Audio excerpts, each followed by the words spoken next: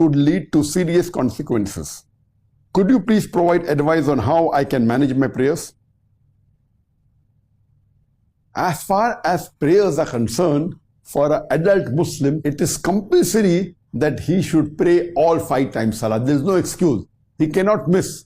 For a male Muslim, irrespective whether he's sick or going to war, there is no excuse. He cannot miss under any circumstances. For the Muslim woman, the only 2 exceptions are that if they are undergoing menstrual cycle or the postpartum period after the childbirth. These are the only 2 occasions where they need not pray. Otherwise, they always have to pray. There's no excuse whatsoever under any circumstances besides these 2 for a Muslimah or for a Muslim to miss the Salah. But as the beloved Prophet said, that you should choose the easy path, and Allah does not lay a burden on you greater than you can bear. So for Salah, of course, you have to choose a clean place to pray Salah. You have to be in wudu and face the direction of the Qibla and offer your Salah. But there are verses in the Quran that if you're on the battlefield, that you have to pray whether you're moving, whether you're on a camel's back, or if you're sick, you can pray while lying down or while sitting. So there are concessions given that if you have a problem in the knee, you can pray while sitting on the chair. If you're sick, you can even pray while lying on your sides or lying on your back. If you have problem, you can even pray with just indications. Suppose you're imprisoned or your hands are tied, you can yet pray only with indications. But prayer is fard. As far as your condition is concerned, that you are a revert Muslimah of the age of 18, and your parents don't know that you have reverted, and you're afraid that if they see you praying, there'll be problems, then they are anti-Islamic, they're anti-Muslims, that will create a lot of problems for you. So of course, there are various considerations given in Islam. For example, you can also join your prayers. You can join your Zuhr and Asr Salah. You can join your Maghrib and Isha Salah. And if, as you mentioned, that you can only freely offer the Dhuhr and Asr prayers, and the other prayers are difficult, they may watch you. So if it's difficult to pray on time, then the earliest time you get to pray, you can pray the Salah which you have missed. And in your case, you can pray your Zuhr, you can pray your Asr very freely because the parents aren't there. But most of the time during Maghrib and Isha and Fajr, they are there. So there is an option that if you have no option at all and you cannot pray because they are watching you, the last option is that the earliest time that you get when they leave the house, you can pray the Salah that you have missed. And if there is a possibility, if your bathroom is clean, you can even pray in your bathroom. There are scholars who have said that, of course, you cannot pray in the toilet, that's not permitted.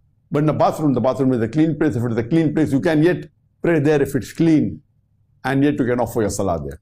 While you're praying, if you come to know that your mother is going to enter the room or something will happen, you can very well break your Salah. Islam gives you the permission, because instead of being exposed and facing dire consequences which will be detrimental to you following your deen, in this case you can even break your Salah, and when you have the right time, you can compensate and pray the complete Salah again.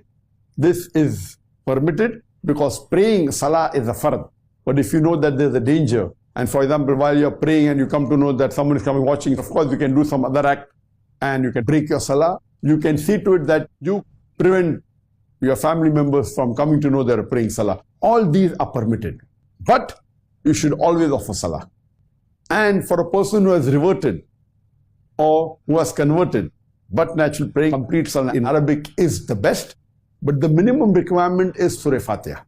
Surah Fatiha is a fard in Arabic. But if you have reverted, you have just reverted, and some people may memorize Surah Fatiha maybe in half an hour, 1 hour, some may take few hours, some may take days. So according to scholars, you can even say only Subhanallah, Alhamdulillah, wa la ilaha illallah, Allahu Akbar. So if you cannot say the full Surah Fatiha, even this dua the scholars say sufficient till you learn Surah Fatiha. And Surah Fatiha is a fard. So this can compensate till you learn the next, maybe may take a day, may take 2 days, but see to it that the most important part of the Quran that you have to memorize is Surah Fatiha.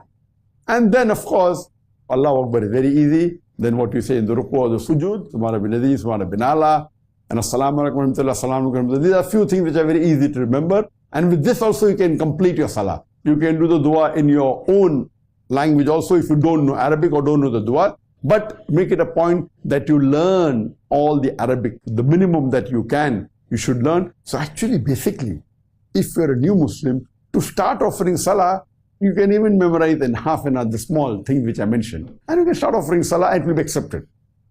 And then if you're praying in a jamaat, follow what you see your neighbors are doing. It's very easy.